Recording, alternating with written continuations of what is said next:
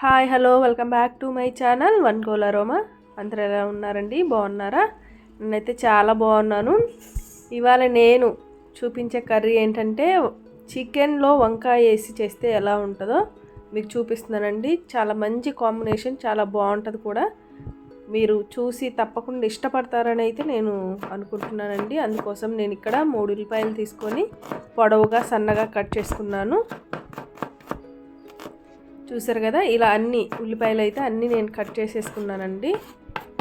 అలానే మనం పచ్చిమిర్చి అయితే ఒక 3 తీసుకున్నాను. అవి కూడా సన్నగా పొడవుగా కట్ చేసుకున్నాను.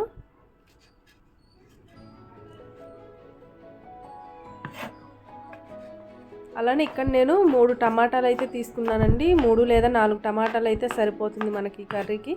ఎందుకంటే చికెన్ వేస్తున్నాం, వంకాయలు వేస్తున్నాం కాబట్టి కొంచెం గ్రేవీ కోసం అయితే అన్నీ కట్ చేసుకున్నాను. ఇక్కడ నేను అల్లం వెల్లుల్లి పేస్ట్ అయితే తయారు చేస్తున్నాను. కొంచెం ఒక 2 ఇంచుల అల్లము, ఒక 10 నుండి 15 రెబ్బల వెల్లుల్లిపాయలు తీసుకొని మంచిగా మంచి పేస్ట్ లాగా నూరుకోవాలండి. ఇక్కడ నేను కొంచెం వెల్లుల్లిపాయలు వేసి అలానే పచ్చిమిర్చి కరివేపాకు వేసి మొత్తం ఒక పేస్ట్ లాగా చేస్తున్నాను. మీరు కూడా అలా వేసుకొని పచ్చిమిర్చి కరివేపాకు వేసి అల్లం వెల్లుల్లి పేస్ట్ చేయండి, చాలా టేస్ట్ ఉంటుందండి.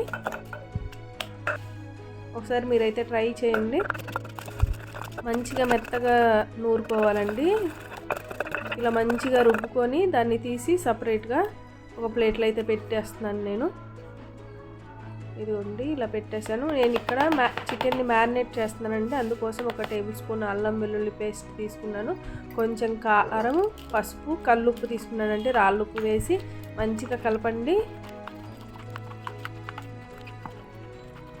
ఇలా మ్యారినేట్ చేసి పెట్టడం వల్ల మనకి నీచు వాసన ఏదైతే ఉందో అది రాకుండా ఉంటుందండి. చికెన్ కడిగేటప్పుడు కూడా ఉప్పు పసుపు వేసి క్లీన్ చేసి పెట్టండి. ఇక్కడ నేను ఒక పాత్ర పెట్టుకొని అందులో కర్రీకి సరిపడా ఆయిల్ అయితే వేస్తున్నానండి. నేను ఒక 3 నుండి 5 లేదా 6 స్పూన్లు అయితే పడతాయండి ఖచ్చితంగా. ఎందుకంటే వంకాయ వేస్తున్నాం, చికెన్ వేస్తున్నాం కాబట్టి ఆ మాత్రం ఆయిల్ అయితే పడుతుంది. ఇక్కడ మనం ముందుగా కట్ చేసుకున్న ఉల్లిపాయలు వేసేసి అవి కొంచెం ఫ్రై అయ్యాక మనం మిగతావి కూడా వేసేద్దామండి. ఏవైతే పచ్చిమిర్చి టమాటాలు ఉన్నాయో అవి కూడా వేసేద్దాము. ఇక్కడ కొంచెం పసుపు, కొంచెం రాళ్ళుప్పు వేయండి. ఉప్పు పసుపు వేయటం వల్ల త్వరగా ఫ్రై అవుతాయండి ఉల్లిపాయలు.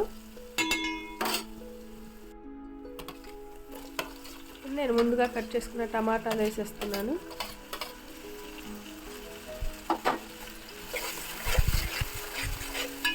అవి కొంచెం ఒక 5 మినిట్స్ మూత పెట్టేసి వదిలేస్తే అవి చక్కగా ఉడికిపోతాయండి. మన టమాటాలు, ఉల్లిపాయలు, పచ్చిమిర్చి అన్నీ చక్కగా ఉడికిపోయి మెత్తగా ఒక గ్రేవీ లాగా తయారవుతాయి అన్నమాట.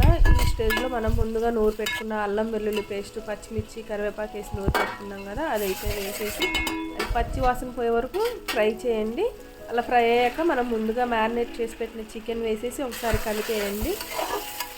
కలిపేసి మూత పెట్టి ఒక 5 to 10 మినిట్స్ ఉడికిద్దామండి. అప్పుడు చికెన్లో ఉన్న వాటర్ వచ్చి ఆ చికెన్ అంతా చక్కగా ఉడుకుతుంది. ఈ లోపల మనం వంకాయలు అయితే కట్ చేసుకుందాం. అందుకోసం కొంచెం నీళ్ళు తీసుకొని అందులో కల్లుప్పు వేసి ఇదో చూసారా, వంకాయలు ఇలా ఎడ్జ్ వరకు వెళ్ళకుండా కొంచెం ఉంచి కట్ చేయండి. అప్పుడు మనకు వంకాయ విడిపోకుండా చక్కగా అలా గుత్తి వంకాయలాగా ఉండిపోతుందండి. ఇట్లా నేను అన్నీ కట్ చేసుకొని ఉప్పు నీళ్ళల్లో వేసాను. ఇప్పుడైతే మనం చెక్ చేద్దామండి చికెన్ ఉడికిందో లేదో. అంటే పర్ఫెక్ట్గా చికెన్ అయితే ఉడికింది. మనం ఇక్కడ వంకాయలు అయితే కట్ చేసుకున్న వంకాయలు వేద్దామండి. 10 మినిట్స్ సరిపోతుందండి చికెన్ ఉడికిస్తే. ఎందుకంటే మళ్ళీ ఈ వంకాయలతో ఈ చికెన్ ఉడుకుతుంది కాబట్టి మరీ మెత్తగా అయిపోతుంది అనమాట. చికెన్ బాగా ఉడికిన తర్వాత వంకాయలు వేస్తే అలా వద్దండి. చికెన్ ఉడికాక ఒక 10 మినిట్స్ ఉడికాక వంకాయలు వేయండి. ఇక నేను ఒక 2 పచ్చిమిర్చి కూడా యాడ్ చేశానండి. ఇట్లా ఉడికేటప్పుడు పచ్చిమిర్చి వేయటం వల్ల మంచి టేస్ట్ వస్తుంది. ఇక్కడ నేను గసగసాలు నానబెట్టి రుబ్బానండి. రుబ్బుకొని ఆ పేస్ట్ వేసాను. కొంచెం వాటర్ కూడా వేసి ఒకసారి కలిపేద్దామండి. గసగసాల పేస్ట్ వేయటం వల్ల ఏంటంటే మనకు మంచి గ్రేవీ వస్తుందన్నమాట. చిక్కటి గ్రేవీ లాగా వస్తుంది.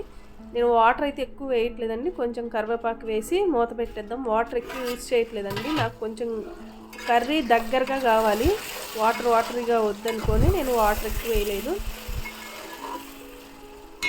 ఇది గ్రేవీ లాంటి కూర అండి, పులుసు కాదు. సో చూసారు కదా మన కర్రీ ఎంత బాగా రెడీ అయిందో. మీరు కూడా మస్ట్గా ట్రై చేసి మీకు ఎలా కుదిరిందో తప్పకుండా మీరైతే కమెంట్ చేయండి. మన ఛానల్ ఎవరైనా కొత్తగా చూస్తుంటే లైక్ చేయండి, షేర్ చేయండి, సబ్స్క్రైబ్ చేయండి. అలానే బెల్ సింబల్ని ప్రెస్ చేయండి. మరిన్ని నోటిఫికేషన్స్ అయితే మీ వరకు వస్తాయండి. మమ్మల్ని ఇలా ఆదరించండి, మరి లైక్ చేయండి. Thank you for all. Thank you.